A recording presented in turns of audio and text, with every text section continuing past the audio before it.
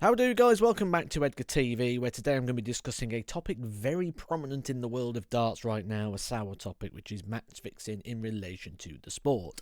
Now, the reason for this, or what I'm going to discuss in this, is not so much an individual case. You're not going to get my opinion on anything regarding that. This is going to be the player's perspective and somebody who's sort of been through the system and understands this side of it. And I'm going to share some of that with you.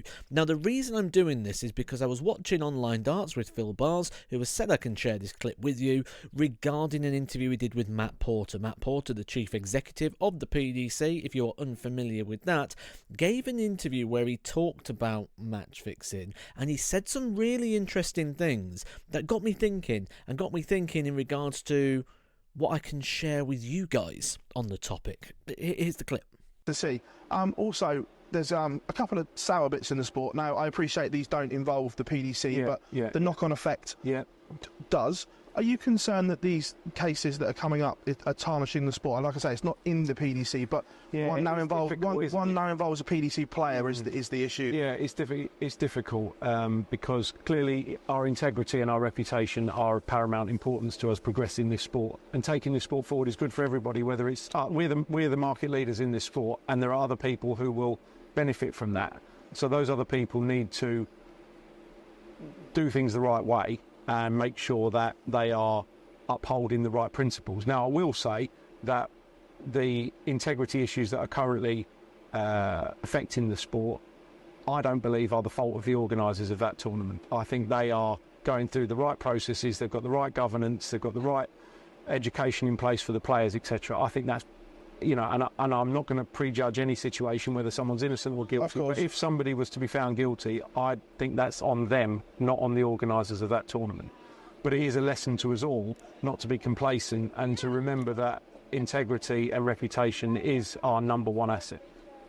Like you say, no one's been found guilty yet, but if a player is found guilty, does this need to be now a big ban to say to everyone else that this isn't acceptable? Well, that's a question for the DRA, but historically, you know, anyone who's guilty of jeopardising the integrity of a sport does receive a large suspension, yeah. Got me thinking. You come to this channel for insights. I can give some insight into what exactly that sort of thing's in there that he is referencing and talking to. Because I'm someone who... I don't believe fully in the first line of defence is punishments and deterrence. I believe the first line of defence is education. And obviously so do organisations, because that is the first line of defence in this case. When you get a PDC tour card, you need to go to a PDPA introduction. During that, you'll be told all the rules and regulations and all the key parts of sort of your PDC contract and within the DRE rules. Whether that's your expectation in regards to being a professional player and now having to have proper insurance for your car. You can't just have a normal insurance, you need professional sportsman's insurance. Your tax, your drugs testings, everything else that goes with it. In there as well, you'll be told about the match fixing regulations and such. Also, depending where you are playing, certainly within a professional ranks, you have to do an online education workshop for which you have to pass. In this, I've refreshed my mind on it again, because I haven't done mine for like a year and a half now, I believe, was the last time I did one. And I refreshed my mind before I came on to speak to you guys. And even in that, there are things that are deemed to be match fixing that isn't just losing a game on purpose, you know. So you've got to be aware of these things and how you can easily fall foul to this. Now, when you do this and you pass this test, you'll then get a certificate which you need to present, and the certificate will have little clips like this. I'm not going to show you the whole thing because it wouldn't be right or fair, but you have little sentences like this on it, where this certificate is evidence that you have been informed of the rules and regulations in regards to match fixing.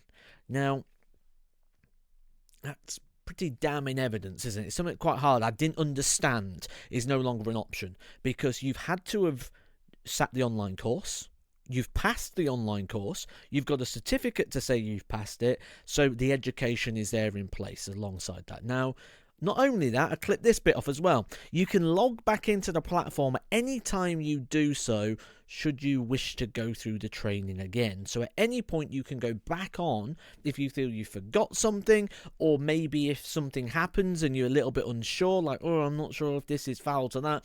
You can go back onto that educational plan, get all the information you need that it's got access to all the time. So this is what the discussion is when Matt Porter said he feels it's more down to individuals rather than down to any organisational bodies. Now, this goes a step further.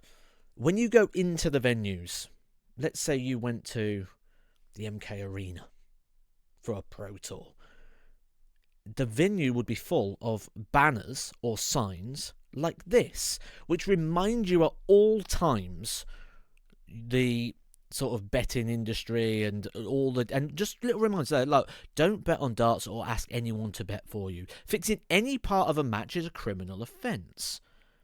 Do you know every bet placed can be tracked to the person placing the bet, and you must report any suspicious approaches.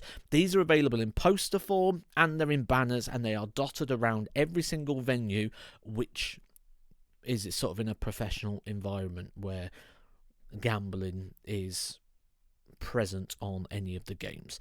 Now, that's an interesting one. You must report any suspicious approaches. Yes, so if you get an approach, you can't just ignore it. You are responsible for reporting that and then blocking the individual that has sent you that response. Protect yourself. Protect yourself. Now, an interesting one.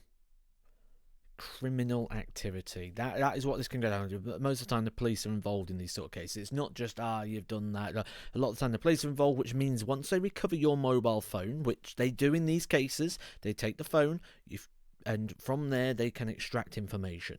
They are able to access contact lists, call history, text messages, emails, internet browsing, photos, videos, social medias, messages sent and received, and can even recover deleted content off your device as well.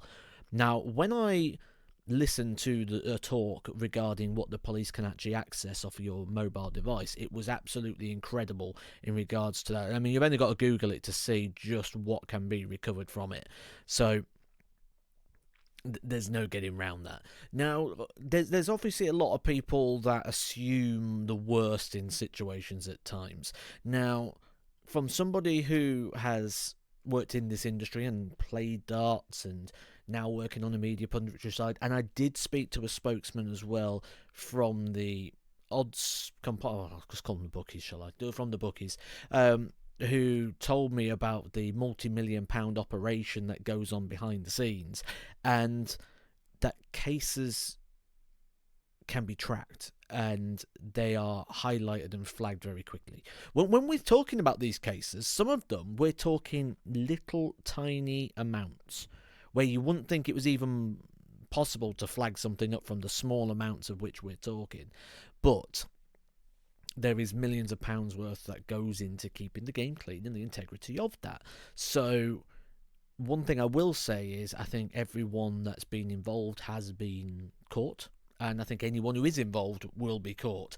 But the main thing about this video is I want to get across the fact of the education that is in place by the organisations in regards to the players' side of you. And with that, I agree full-heartedly with Matt Porter that if there is any situation, that I put it on the individuals rather than the organisation. Education should be number one, and it is. Hopefully this will give you some insight from a player's point of view in regards to what it's like in the world of darts. I'll be doing lots more insightful videos on hot topics in the world of darts. Make sure you hit that subscribe button to get those insights and information. Help me push the plaque and get to 100,000 subscribers. Catch you soon for some more Edgar TV.